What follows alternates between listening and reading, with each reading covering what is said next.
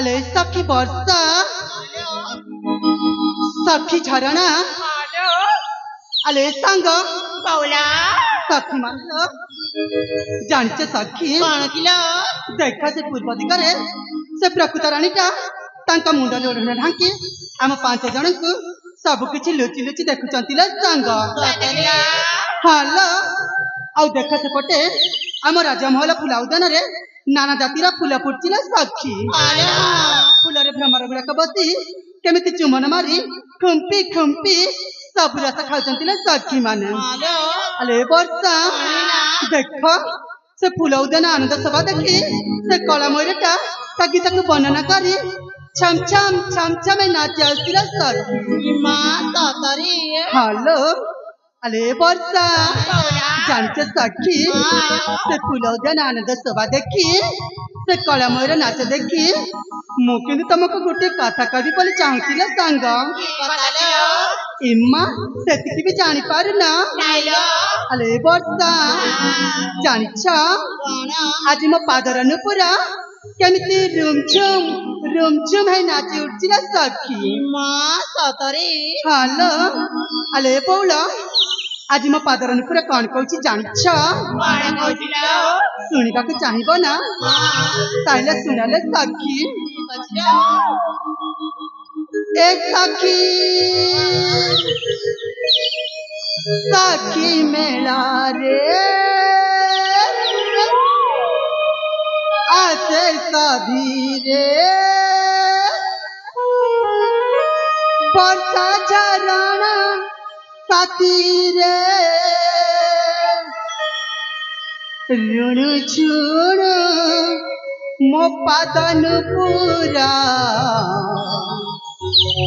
बाजे धीरे धीरे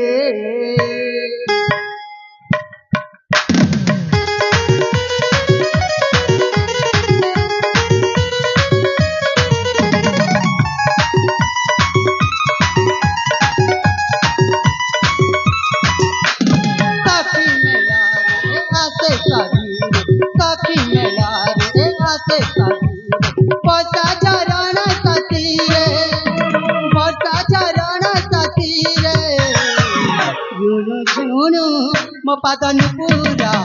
बाजे धीरे धीरे झुणु मो पादन पूरा बाजे धीरे धीरे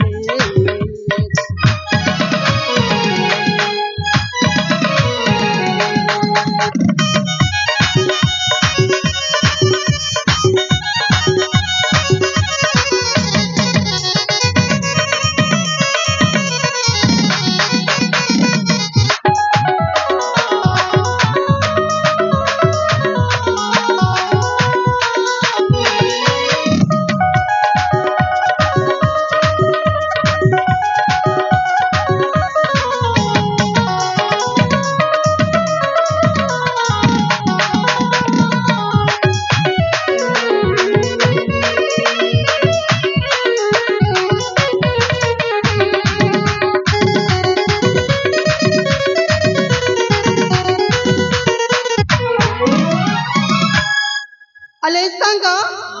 मु जहा कहूची तमे 4 जन मन ध्यान रे सुनी पारुछ ना अले बौला तमे काई के अनुमान कहचले सखी ए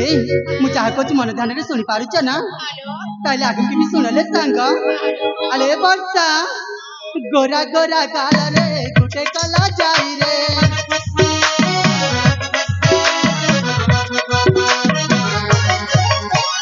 जन्हा देई चिल सखी जोचना मांगरे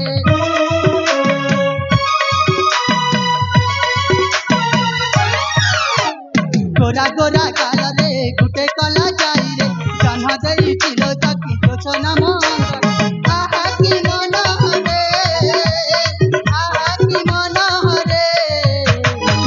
रूप देखी जाए लागी सुमत लेखा रे रूप देखी जाए लागी सुमत लेखा रे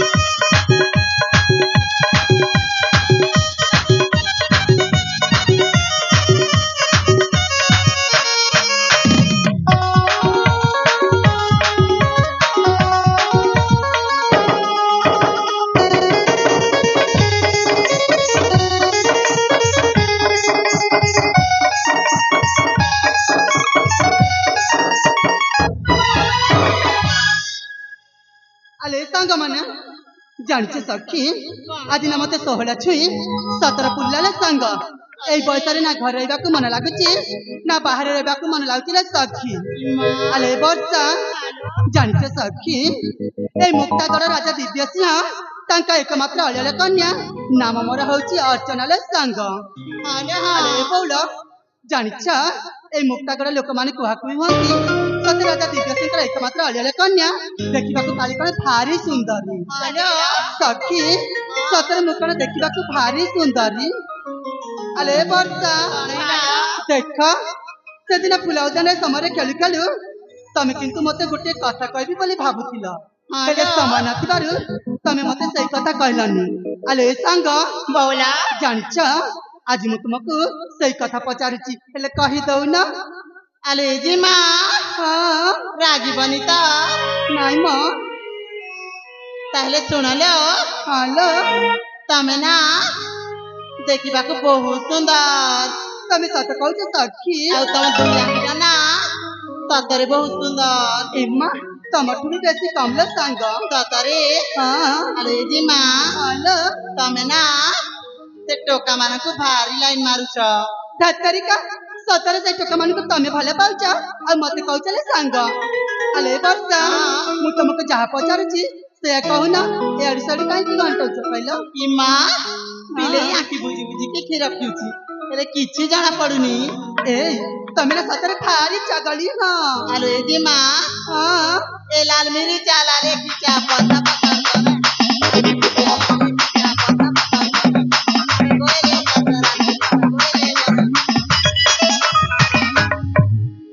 ଆଲୋ ଜିମା ହାଲୋ ସତରେ ଶୁଣୁଛ ନା ଏମା ତମେ କହୁଛ ଆଉ ଶୁଣିବିନି କେମିତି ରେ ସାଙ୍ଗ ତାହେଲେ ଶୁଣଲୋ ହାଲୋ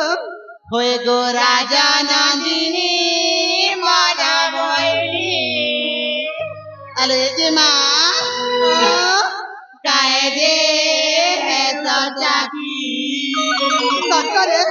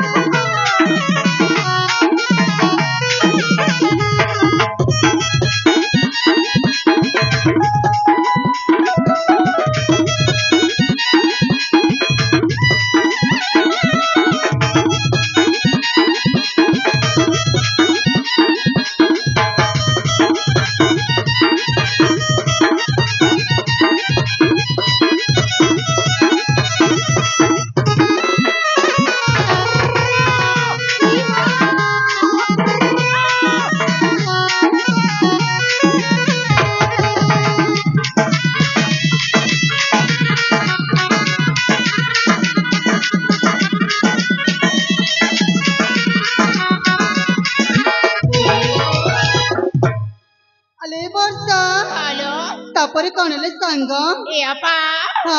ମାନେ ଟିକେ ସୁସ୍ଥ ରଖିଲ ଏମା ତମେ କହୁଛ ମୁଁ ମନେ ଦେଇକି ଶୁଣିକି ସମିଥିଲେ ସଖୀ ଏ ବଉଲା ହଁ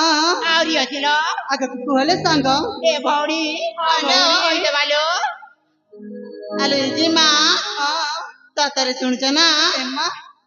तमे कहूच आ मु सुनिबिनी केमिति ले साक्षी ताहले सुनलो हालो ए आमकु देउछ आमकु देउछ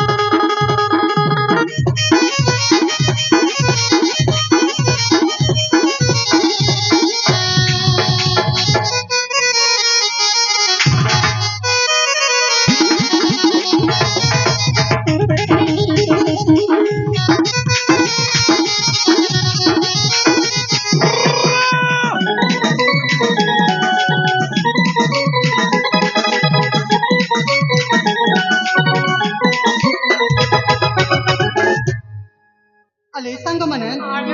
सतरे तमे जाह कहलो ना तम कथा को टिके भी खराब भाभी मिले साक्षी हालो अले वर्षा जानिछ काहे की खराब भाभी देनी कहिबी काहे किलो तमे होते पिला दिन रे संगले साक्षी के कण निज संग को केबे खराब भाभी पारे नाइलो अले वर्षा देख आज रात्रि में गोटे अदृश्य स्वप्न देखली साक्षी मां की स्वप्न किलो हालो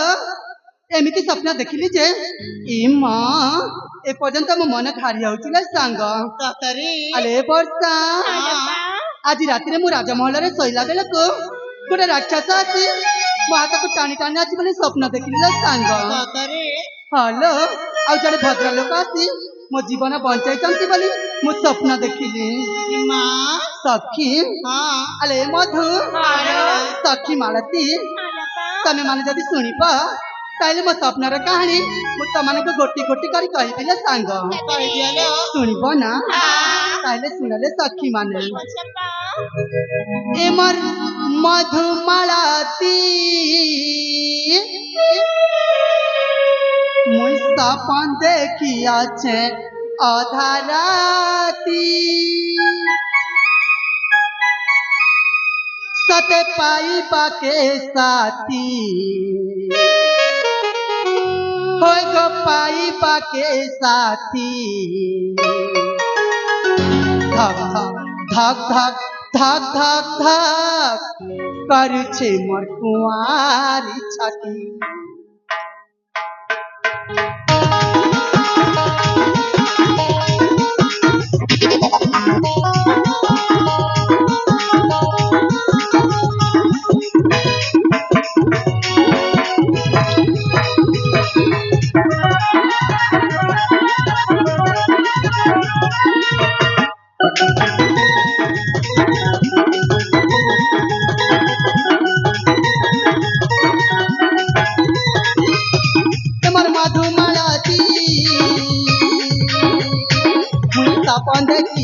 अधाराती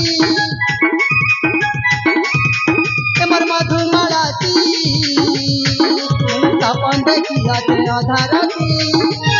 सते पाई बाके साथी सते पाई बाके साथी धक धक धक धक धक करू छे मुआरी छाती धक धक धक धक धक धक करू छे मुआरी छाती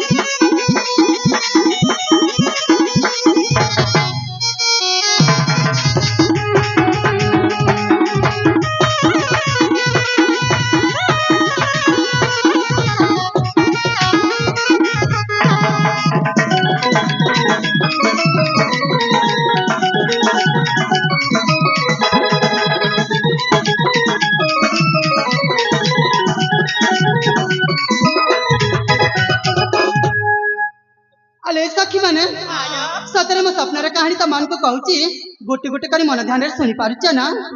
अले वर्षा खास करी तमें शुणी पारुच ना सखी आहरी आगक अच्छे सांग शुणब ना ए सखी बाबू राय तारा आखि नहीं झुमुरा आधा राती सपन देखी पूरा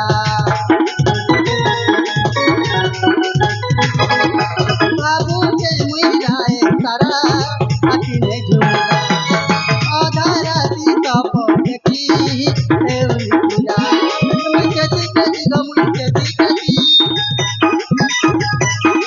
सपन देखुचे आधा राती